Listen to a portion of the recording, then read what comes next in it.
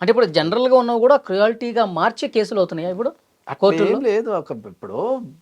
ఇప్పుడు అందరూ డైవర్స్ అంటే ఏదో బెంబరప్రార్థం అనుకుంటారు జనరల్‌గా. డైవర్స్ అంటే చట్టం ఫస్ట్ ఒక విషయం చెప్తా సార్. చట్టాన్ని అర్థం చేసుకుంటా ఏది ఉండదు. హ్మ్. దాన్ని జనాలకు కాంప్లికేటెడ్ చేసి చెప్తారు అంతే. ఓకే. చట్టం అంటే ఏంది? ఒకటే లైన్‌లో చెప్తే చట్టం అంటే ఏంది? ఒక వ్యక్తి యొక్క బాహ్య ప్రవర్తనని కంట్రోల్ చేసే చట్టం గంతే. ఒకటే లైన్‌లో. అంటే ఇంకా సింప్లిఫై చేయాలంటే ఏందంటే నీకు నచ్చినట్టు ప్రవర్తించకపోవడమే చట్టం. అంతే. అంటే ఒక వ్యక్తి యొక్క బాహ్య ప్రవర్తనని ఆపేదే చట్టం. ఇప్పుడు నువ్వు నన్ను కొడతానికి వస్తావు. నిన్ను ఆపడం చట్టం. అంతే. అట్లా. అది చట్టం అంతే. అట్లనే డైవర్స్ అంటే ఏంది? డైవర్స్‌ని ఎప్పుడు గూడా ప్రపంచం మన భారతదేశం ప్రధానంగా డైవర్స్‌ని ఎప్పుడు గూడా ఒక భూతద్దంలో పెట్టి అదేదో భూత లెక్క చూపిస్తుంటారు. ఓకే.